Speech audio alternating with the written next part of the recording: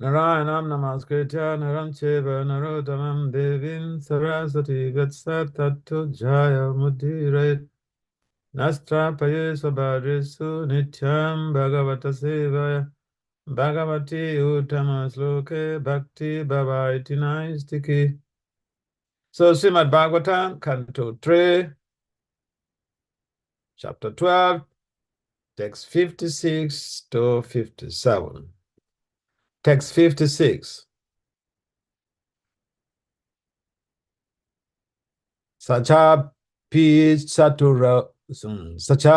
satarupaya panchapatyanya janat priyavratatu tanapada tishra kanyashabharata akuti devahutischa prasuti iti satama sachapi satarupaya panchapatyanya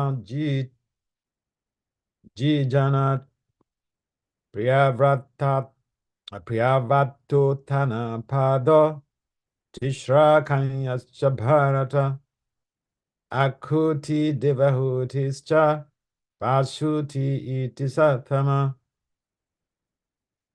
sachapi sattarupayam panchapatyanya jijanat prayavratto tanapada tishra kanyascha bharata akuti devahutischa prashuti iti satama.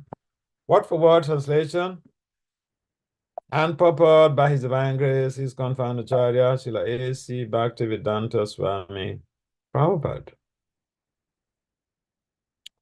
Saha he Manu Cha also happy in due cause Satarupayam unto Satarupa Pancha 5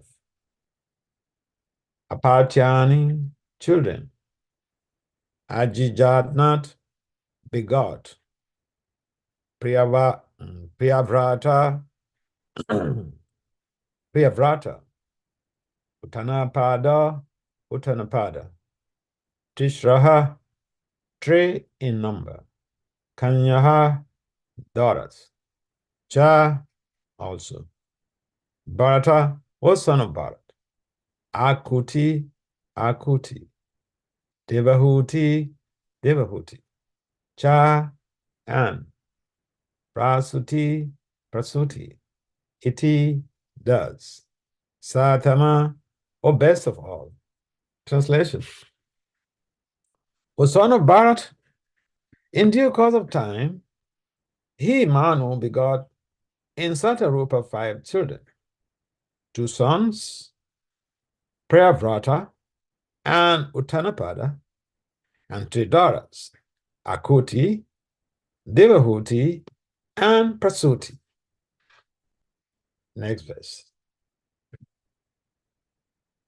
Text 57. Akutim Ruchaya Pradat Kadamaya Tumadyamam Dakshayabdat Prasutincha Yata Apuritam Jagat. Word for word translation. Akutim, the daughter named Akuti. Ruchaye, unto the sage, Ruchi. Pradat, handed over. Kadamaya, unto the sage, Kadama. To Beth. Madhyamam, the middle one, Devahuti. Dakshaya, unto Daksha. Adat, handed over. Prashutim, the youngest daughter. Cha, also. Yataha, wherefrom. Apuritam is fulfilled. Jagat, the whole world.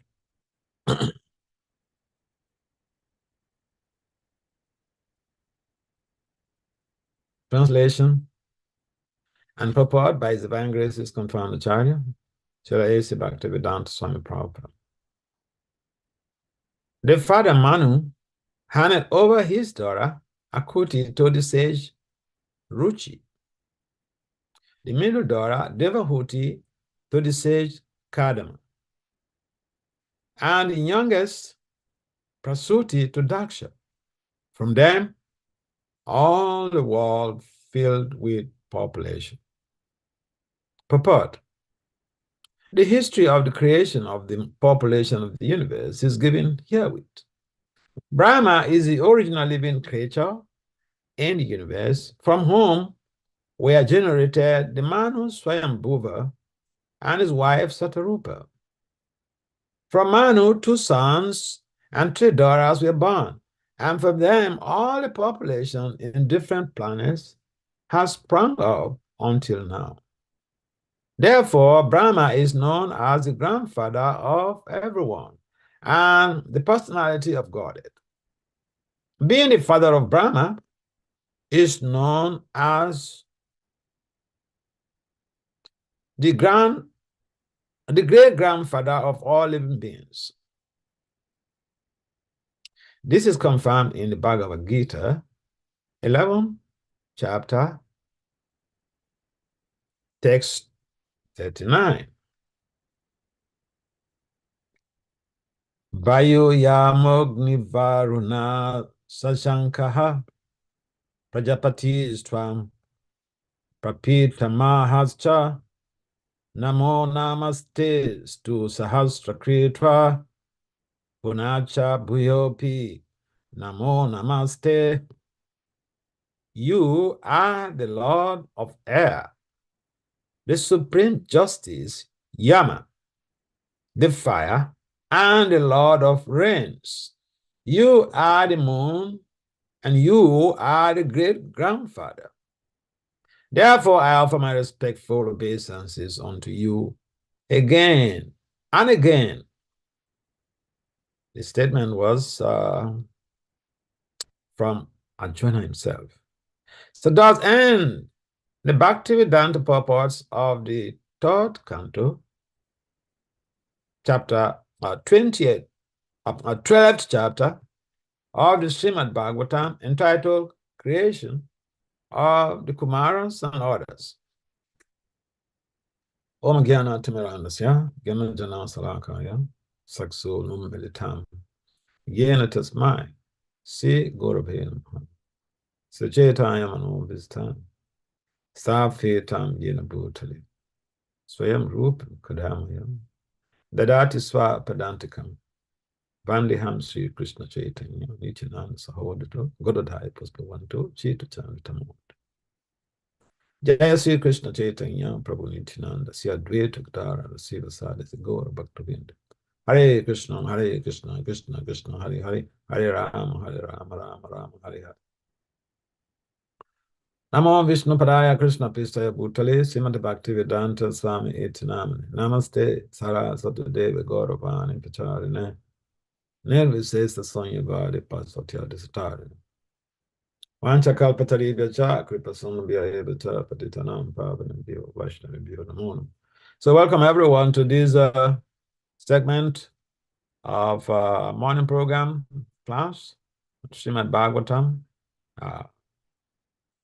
This very section of the Bhagavatam is pretty interesting because it's giving us an insight on fundamental things that we can relate with in terms of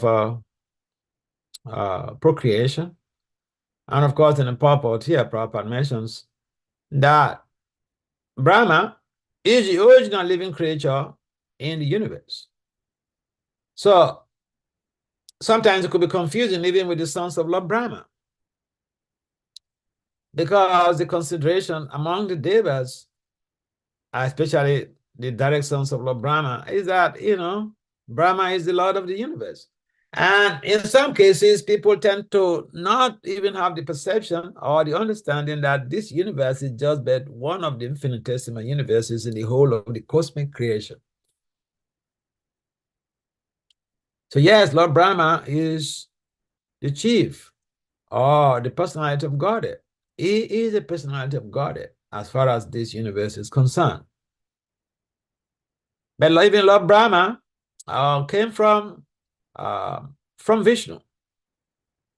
So we understand that Lord Brahma, although he's just a great personality, the personality of Godhead, but Lord Krishna is the fundamental principle. And so it takes only people who are highly intelligent to be able to come to this level, as Krishna mentions in the Gita, Bhaunam Janmanam Ante Gyanava Mam Prapadyante Vasudeva Sarvamiti Samahatma Sadolava. These people who come to that level of understanding that Krishna is the be all and end all, he is the fulcrum, he is the fountainhead, he is the bedrock of even the whole of the cosmic creation. This just people are very rare. It takes a ton.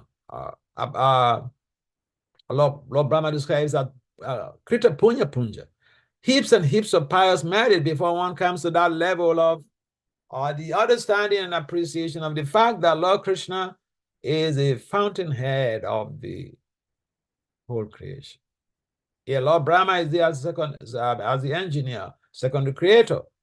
And the living beings on this planet, or even everywhere else, the living beings are become co-creators of Lord Brahma because they are also helping to populate the universe. Yeah, so we are co-creators. And it doesn't mean that we are the ultimate creator. Just like we may exercise some role as Ishwaras. Some power of control is there. But there is a supreme Ishwara. Ishwara Paramakrishna, Sakshit Ananda Vigraha, Anandi Adi Govindan Sarva Karana. So yes, we do have that potency, the potency of control. But ultimately, Lord Krishna is the supreme controller. Lord Brahma has that potency of secondary creation. He is the Lord of this universe. But Lord Krishna is the supreme personality of God. He is the ultimate goal of life. Although Lord Brahma is the supreme Lord of this universe, even Lord Brahma recognizes that those who worship or those who are engaged in the worship of Lord Krishna, they are the most exalted. And in fact, Lord Brahma describes his own son, Narada Muni, as the crest jewel of his dynasty. He said, Narada, you are the best of my sons. Sununara Vakshamis, Putra sisters Tapudana. He said, you are the best of my putras. You are the best of my sons. Why? Because Narada has this wealth of Krishna consciousness. The wealth of Krishna consciousness makes Narada most endeared to his father, Lord Brahma, the secondary creator. So we can understand the value of Krishna consciousness even in the face of Lord Brahma. Lord Brahma says that you travel all over the universe. You go from one loka to the other. You go from one universe to the other. Doing what? Not as a tourist, going for sightseeing. You're going about distributing Krishna's glories. And therefore, you are the best of my sons.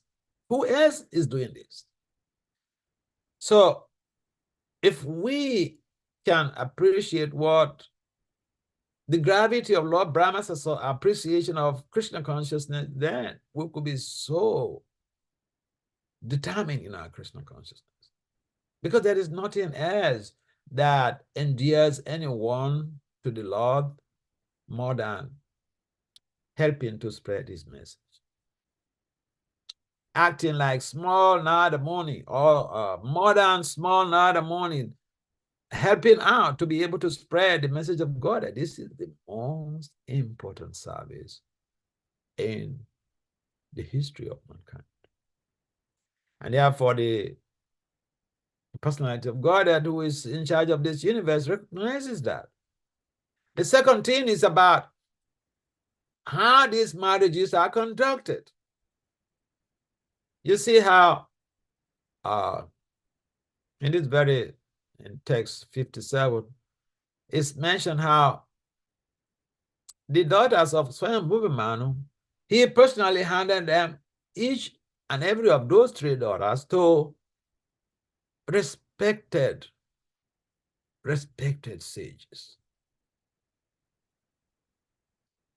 So we see that the tradition of marriage is still being observed in India. In some parts of India, it's still being very much observed that, the parents, they figure out, they search for a match for their daughters. And those marriages are more sustainable than the modern love marriages. I mean, I was watching some, some stuff, and there was this celebrity. I won't mention her name, but she changed husbands. She changed husbands 9 times.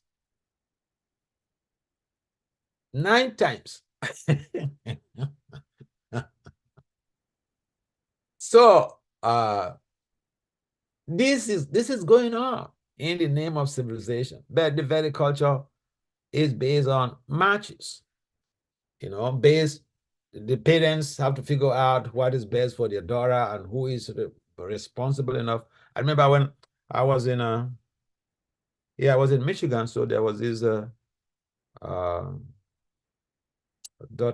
this lady who was cooking for me and her daughter. And then, it happened that the daughter was attracted to one guy for marriage. And I know that guy very well. And so the mom came to ask me. So I was, the guy's a devotee, so I was trying to make sure that I speak his good qualities. But then I was talking about the wealth of the family. I said, I know the family. The boy's father was a governor of a state, and they have a lot of wealth. And so the mother of the girl who came to inquire from me about that guy, she said, Maharaj, it's not about money. She asked me, can he take my daughter back home, back to Godhead?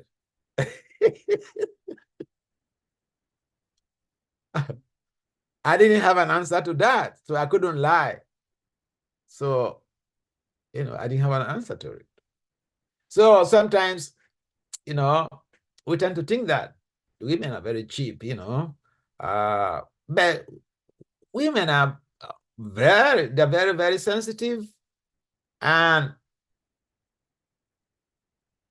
they are not as cheap as some people tend to think. They're very, very sensitive, and they're very, very expert in terms of social intelligence. In fact, women they have more social intelligence than men. And what a man may not perceive around, the woman, the wife, or even the daughter will perceive. And so they have this, extra sensory perception. So they are also very much liable to be exploited. And therefore, the parents take it as a responsibility to make sure that they seek out a reputable person who will take care of their child in marriage. It's exactly the exemplary standard that is being set by Swayambhuva Manu. Yes, therefore,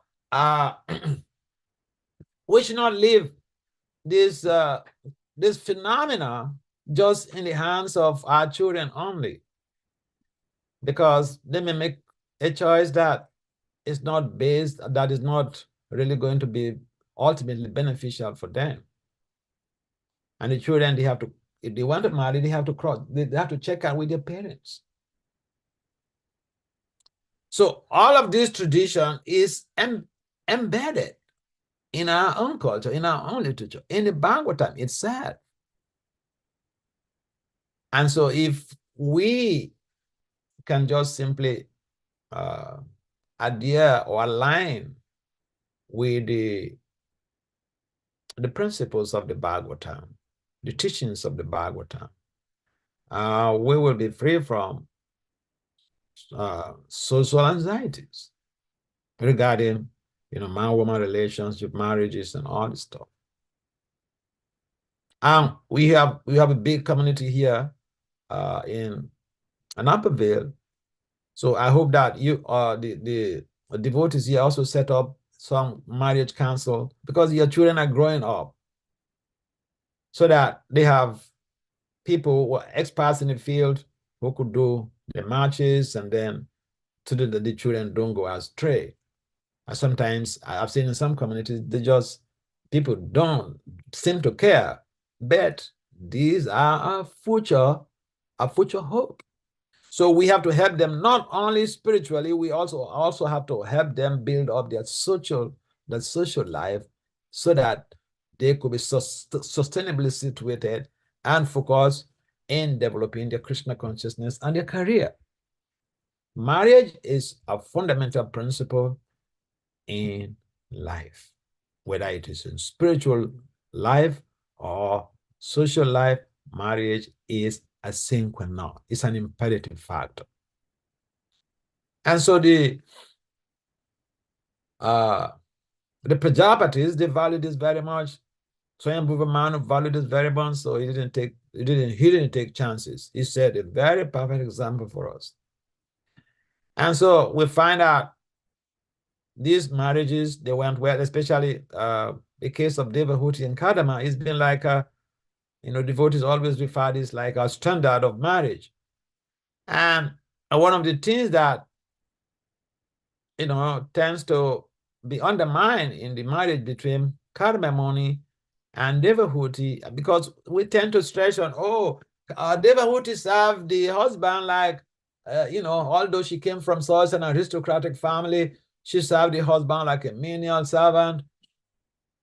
Yeah, but let's understand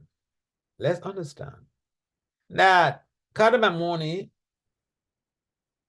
even just after the marriage, he was ready to catapult Devahuti to the spiritual world. He had that type of potential, that spiritual potential.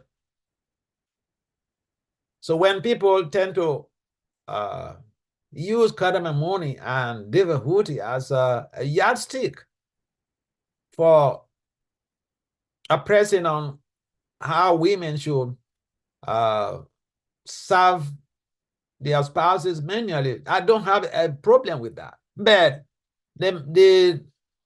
those who are demanding for services like that, they should be new, small Kadama Muni. They should be in position to deliver their spouse from the onslaught of samsara. That's the point. So, any points, any comments or questions on these very points? Yes.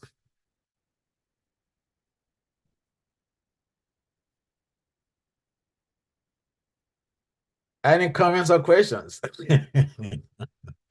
Maharaj, Saturday, Sunday, generally we will have an hour in case if you want to speak a little bit more. Okay, I didn't know. I thought I Yeah. the same time frame. Sunday, 1 hour. Okay. Anyway, but any comments or questions?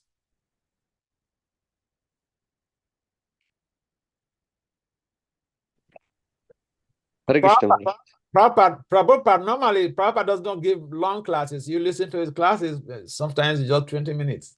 But he goes to the core of the issue and dig it out. dish it out. dish it out. Yes, more. Bolo, tell me.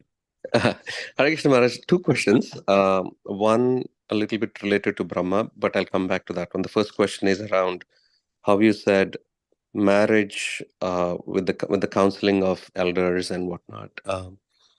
Now, if you look at the modern day society, in the sense, younger children feel that they, probably the parents do not understand their needs, or they do not understand how modern society works, and there's that they feel that they're taking a huge risk in in marrying or in wedding a stranger from their perspective.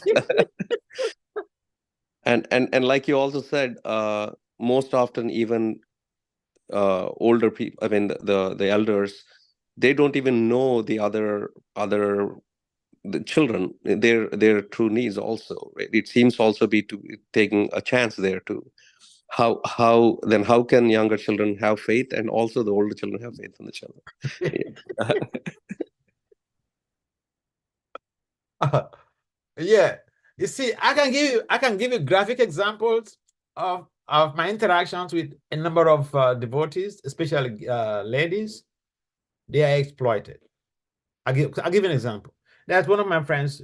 She's a disciple of Guru Prasad Swami from Mexico. So I got to know her because of some issues that she was having with some people on Facebook. At that time, I was active on Facebook.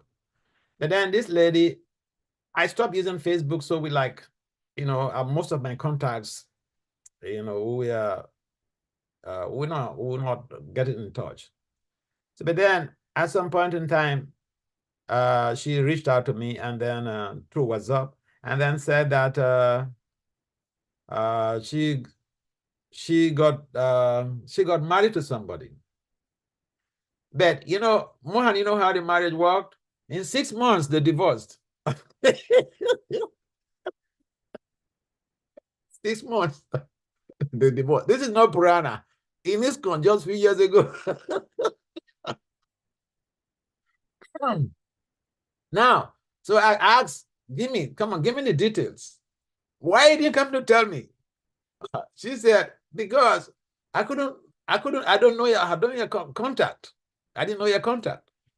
So I said, so when you got married, did you inform your guru?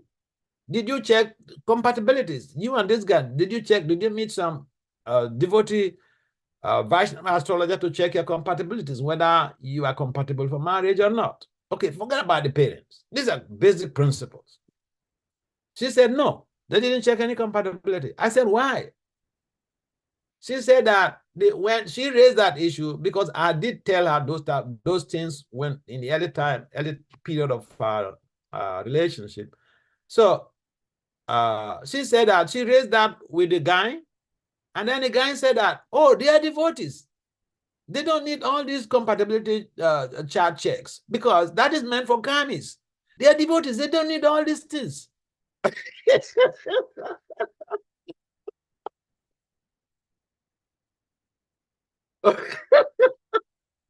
And then I asked her, what about your guru? Did you tell your guru that you're getting married to this guy so that you could get his blessings and maybe give you some advice?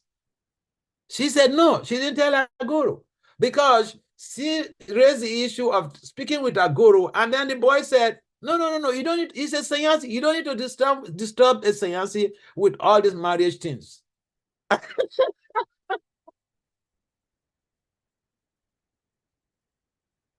So this girl fell to the trap. The guy was just after her. She's a very beautiful girl. So the guy was just after her to exploit her. She has a master's degree, had a good job. The guy has a first degree. Good enough. It was all about exploitation. And this girl was being, the boy is from a developing country, not from North America. Now, this girl was even raped by this so-called husband. In fact, I think the chair of our group, she raised some issues about this guy, but the group did not I think they didn't press her to do a formal report. Otherwise, it could run into big trouble, because anything comes to Sabah, the person stands the risk of really getting themselves cleared, or they get into trouble. So here is a typical example where the girl who is just simple-hearted could be misled by the so-called lover who professed that he needed her in marriage. So this is one typical example. Now, if the girl, for instance, sees a boy that she wants or she likes to marry, at least they should consult with their parents. Consult with some reputable person in society, that in our society, that they know, they rely on, that can give her a good background check. Because without that, some of these situations are such that the girls are very vulnerable. They become like endangered species. Some of them are really gullible, so they easily get taken away by the words of these guys.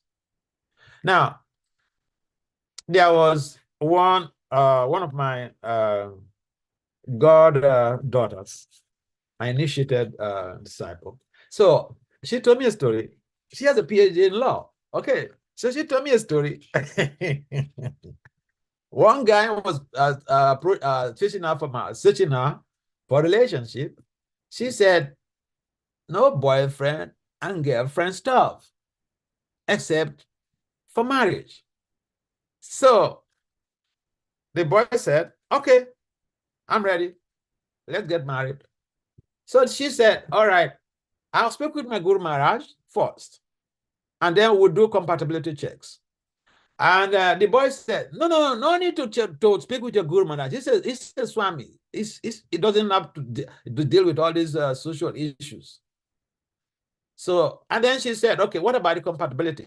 He also said, no need for compatibility checks because they are devotees. So immediately the girl, this girl, she's the lawyer. So immediately she thought, wow, this is a cheat. So he kicked her out. He kicked him out. She kicked him out. Now, some of the girls are not very, so to say, staunch. And some of them are also not properly educated in terms of matrimonial values, what to expect from a man.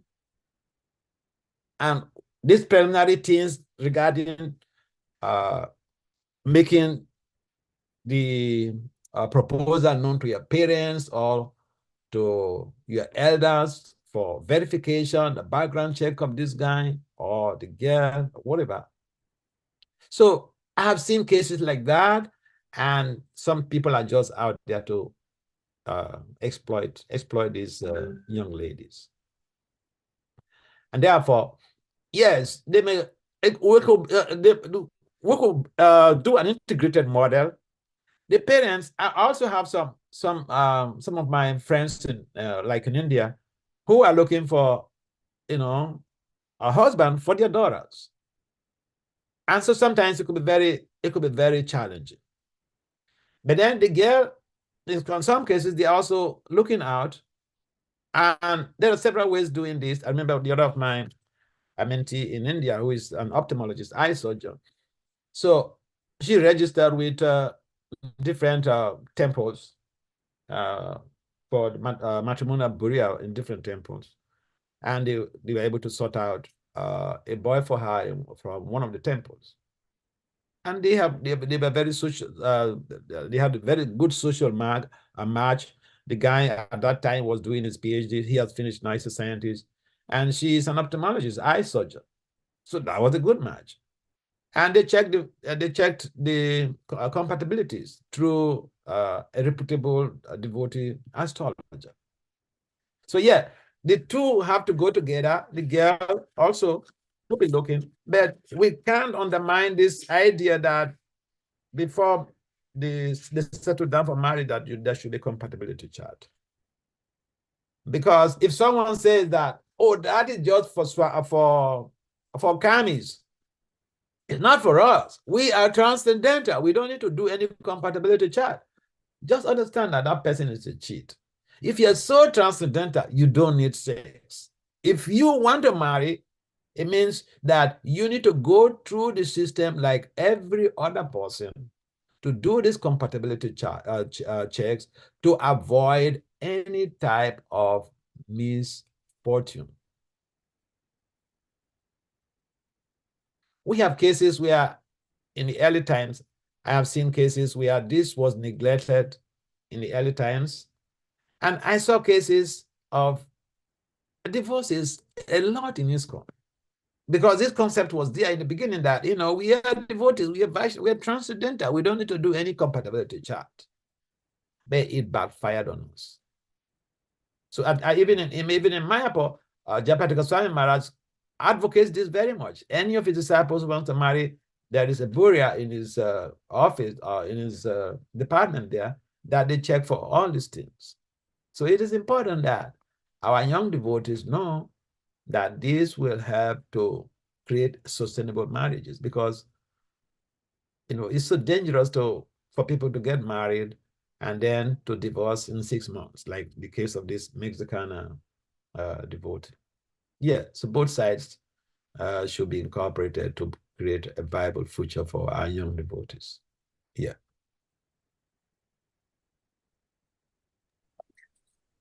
Thank you, Maharaj. I don't know if there's any other questions in this topic, because my second question is totally different. Okay, what's your question? So you spoke earlier about Brahma being a secondary creator, and you know, and the demigods and whatnot, right? So at least what I notice myself is, when we go through Bhagavatam and whatnot, we know that these are elevated personalities. They have direct audience of Vishnu. They have direct audience of Krishna. But at the same time, they are not bereft of faults. They also have faults. And we tend to accept it.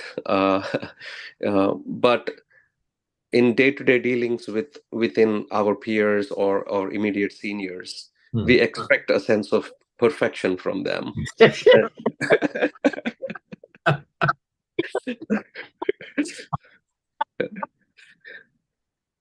and at times I find myself, right, you know, in those dealings, falling into the trap of argument, you know, because we see the faults of them, and you know, we are trying to make decisions or doing dealings with them.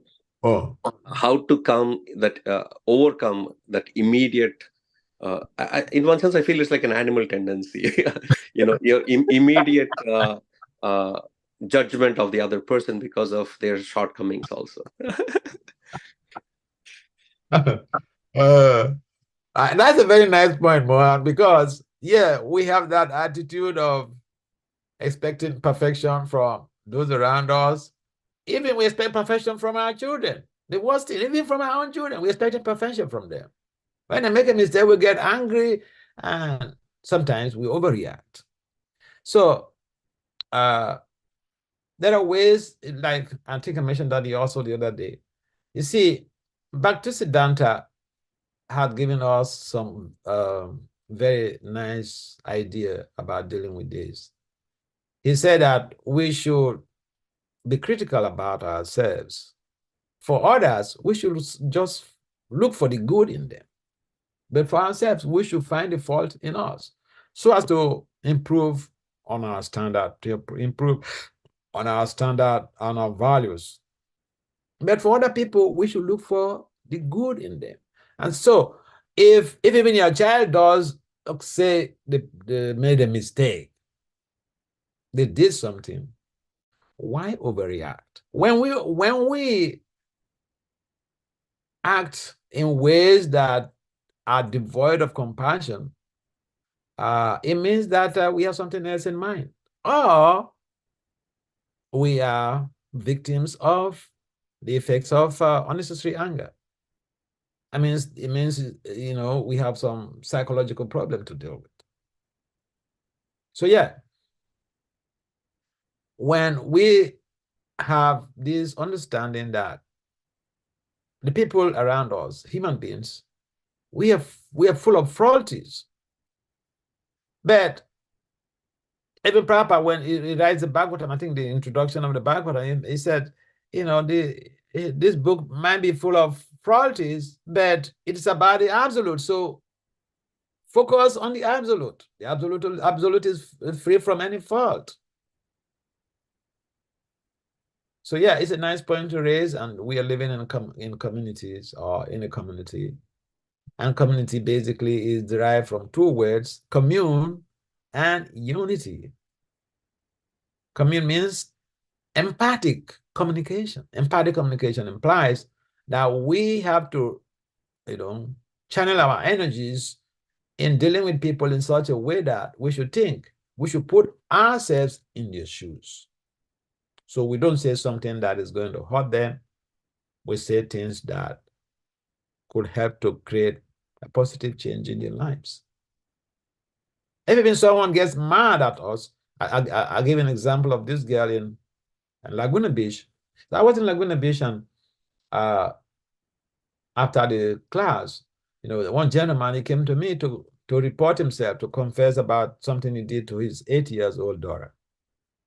And what was that? He came from office one day, and for no apparent reason, he started insulting his daughter so heavily, that the daughter was very, very un-American, because a typical American American child would have just called the police and put him to jail. But she didn't do that. She tolerated every damn insult. So days have passed. Father had even forgotten what he did to this daughter. And they were eating. So the girl raised the issue that, the other day you came back from office. Dad, the other day you came back from office, you did this to me. You did like this, you did like this, you did like this. Did you have any fight with someone in your office that day?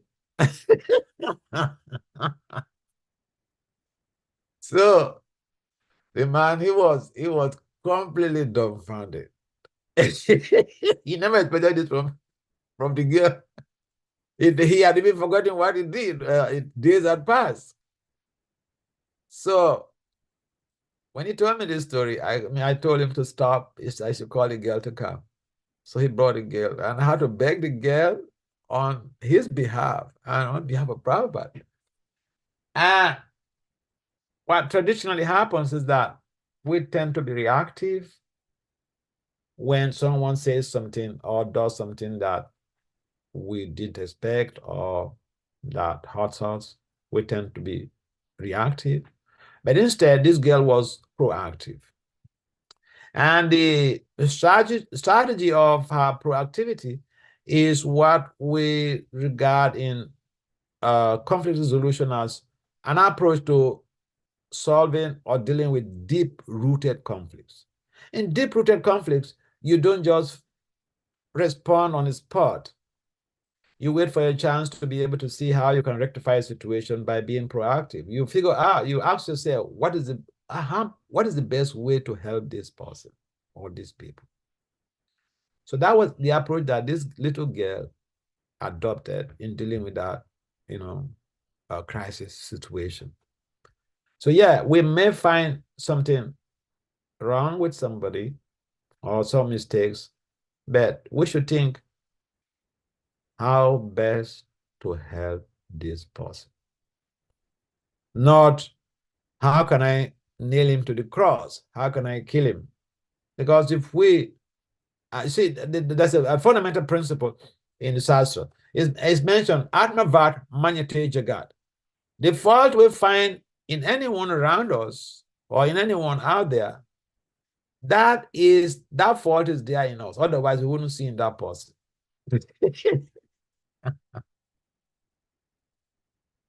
And so, yeah, it is important that we practice to be proactive. If we see if someone does something wrong, we should think, how can I help this person. And with that mindset, we will not just be critical, and we will find out ways to help the person. Yes. Yes, Maharaj. Thank you so much, Maharaj. Very helpful. You're welcome. Any other comment or questions from anyone else?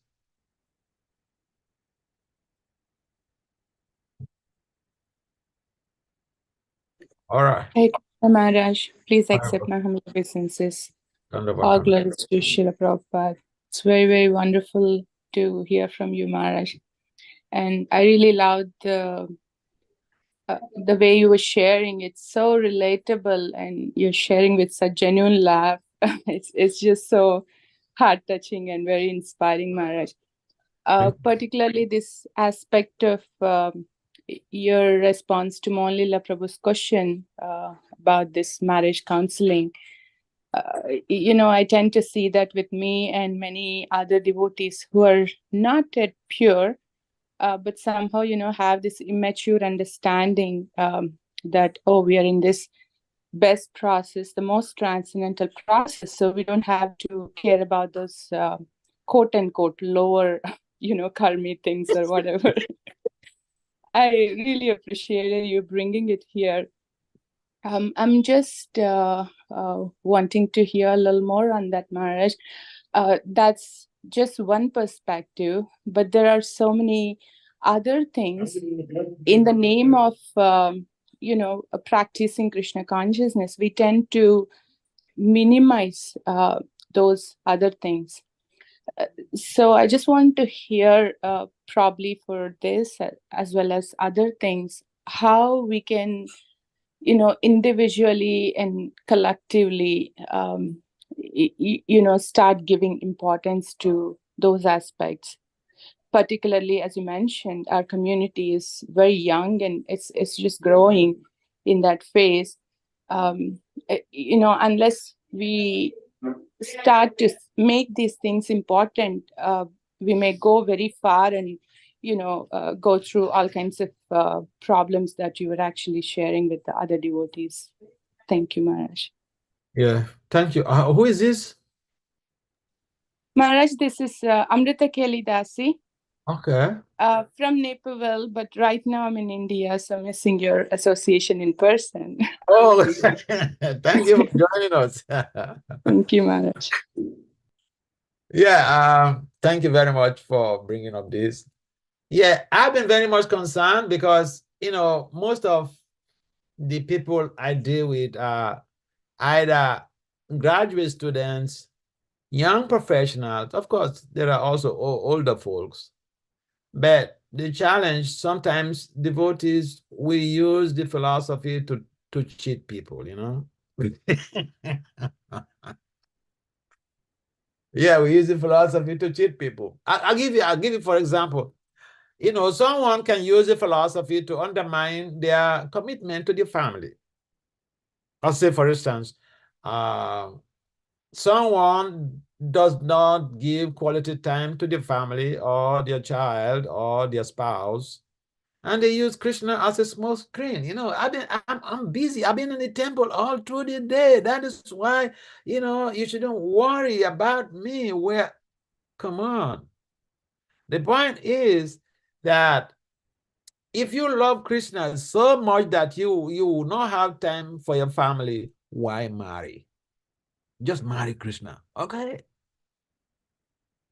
You don't need a spouse in your house. You don't need children in your house. If you have children and a spouse in your house, you must figure out time to give them quality association. Oh, yeah. Because children complain. I remember one of my friends, he's a medical doctor in Delhi. So I used to go to him. And, the wife used to invite me all the time for lunch. So one day I was at their home. So I was waiting for the husband to come from the clinic. He has a big hospital. And so I was waiting, and they had two kids. One is a boy, the other is a girl. The older one is a girl. I think the girl at that time, she was like 10 or 12. I don't remember precisely, but she was like an adolescent. So this girl, she came to me and was complaining bitterly about the dad. He said her dad does not give her time. Now, for an Indian child, they're very conserved. Indian children and wives, they're very, very conserved. They're very reserved. They don't complain about their parents or their spouse. Hardly. But this girl came complaining about the dad. So I felt very bad that the father, although he was very busy, he had a big hospital, doctors and nurses working for him. But now the child's quality care is being undermined. So I spoke after she left. I thanked her for coming to speak up, because they say spouses and children, except they have confidence in you before they will come to complain like that. So I spoke to the husband, to the father, and even the mom, that you see they have children and they cannot use their job to undermine the quality care of their children. Children need your time, because that is what creates the bonding. So, and a spouse, a wife or a husband need the quality time of their partner.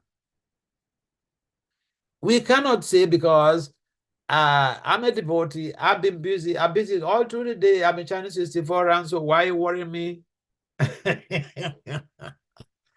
If you will not, listen, if you will not give your family quality time, please don't marry. Because it's an imperative factor. That is part of your service to Krishna, that you are there to re-engineer and reinvent the family culture for a sustainable spiritual development. So sometimes we miss this point. We have this philosophy of what are the root of the tree, and the whole tree will flourish. So just serve Krishna, your child, your wife, your husband, everyone else will be satisfied. So we can use this philosophy to emotionally abuse our children, emotionally abuse our spouses, not being responsible, not being committed, not being available, not giving them quality time. See, hanging out with each other is so important. See, I remember some years ago, I had one of my aspiring disciples, and she wanted to come see me. And then I said, why? No, whatever you want to come and see me for, we can talk it on the phone. She said, oh, no. So you don't understand that we gain so much just by hanging out with you, by coming around you.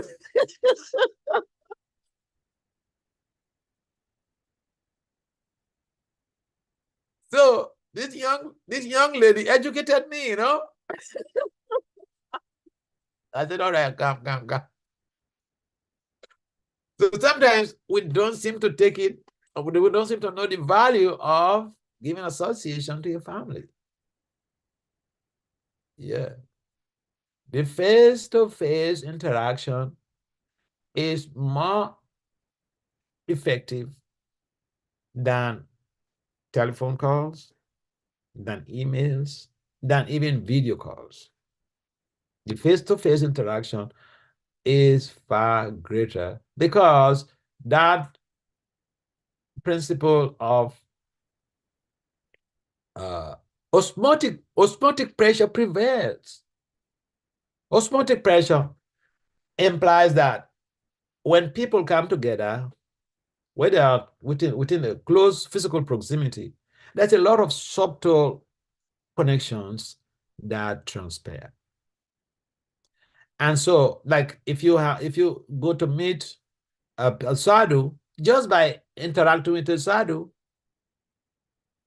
you have a lot of spiritual elevation. So we may say, well, Just think about the sadhu and neglect the physical service or the physical interaction. Physical interaction is also very, very important. And so we should understand these sociological factors in our relationships, that these sociological factors enhance our spiritual growth. And if you have somebody in the name of a family, you can figure out whether they are doing well, they are happy with you, with your with all the things you're doing or not. Sit them down one day, they are happy, you are happy, and ask, what are the things I am doing in this family that you don't feel comfortable with, so that I can adjust myself to create a better loving relationship in the family? Yeah, this is the test of time. Do this. And you hear your spouse tell you a lot of things that you may need to adjust to be able to create a more loving, sustainable relationship in a family. Feedback. We should seek for feedback in our families. We should seek for feedbacks from our fellow devotees. Yeah, so we can speak the philosophy, but we should also put some of these aspects into practice. We want sustainable families. We want families that the children will grow and be happy and be focused in their studies and their sadhana.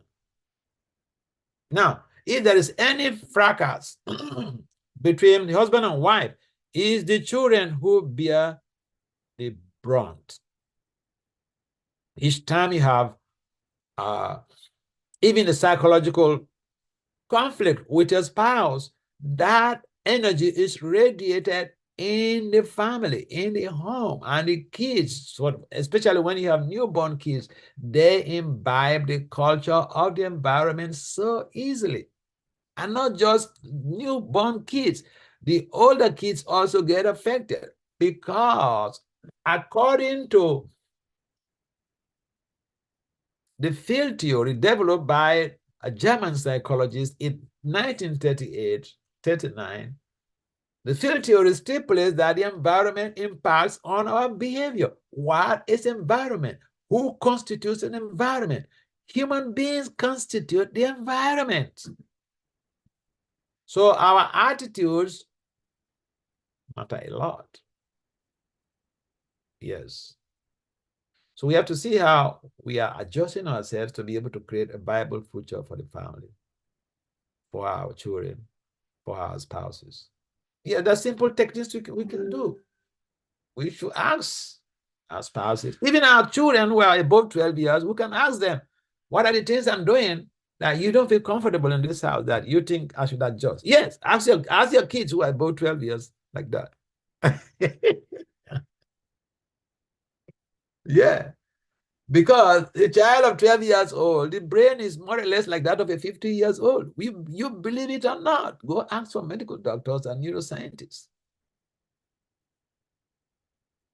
You treat them like babies because of their age, but as soon as the child has climbed 12 years old, the way you have to deal with that child should be different. You can't deal with the child of 12 years old or 15 years old child as if you're dealing with a 3 years old. So parents need a lot of adjustment. Otherwise, you see, a maladjustment creates a lot of conflicts, not only in families, but in our communities and the bigger society out there.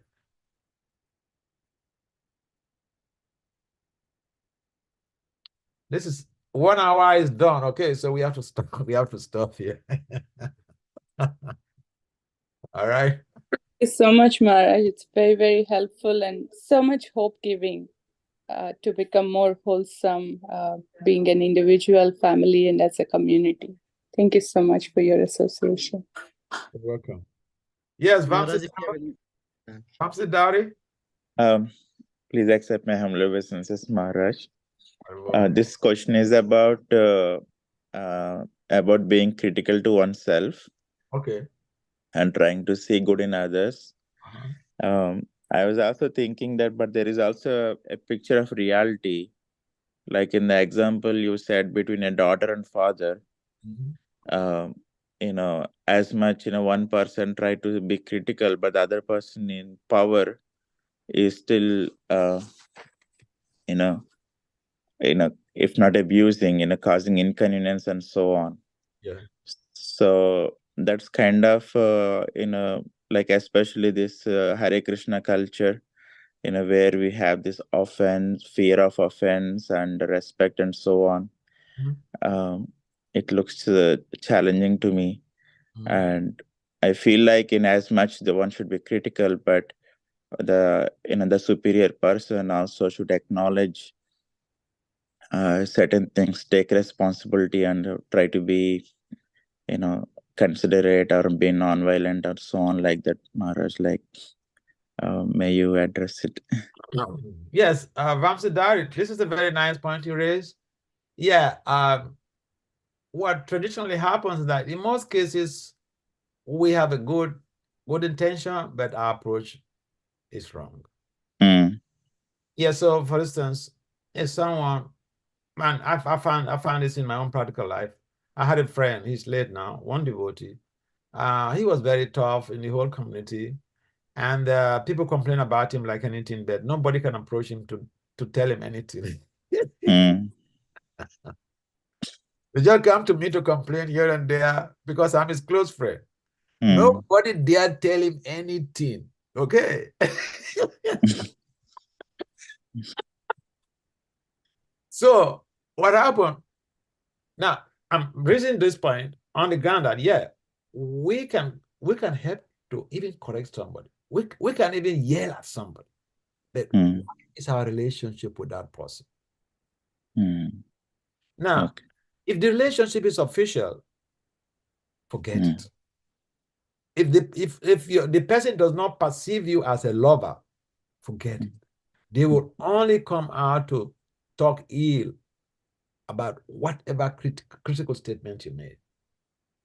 So this guy, people were complaining about him like anything.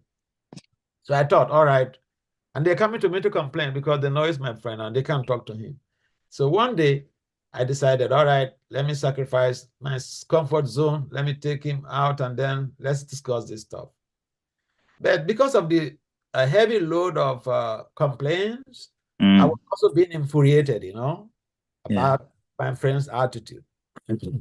So we went to the farm, to a farm location, and then I told him that let's go for a walk into the woods. And so we went to the woods, and then I sat him down in some place in the dead of the woods. So,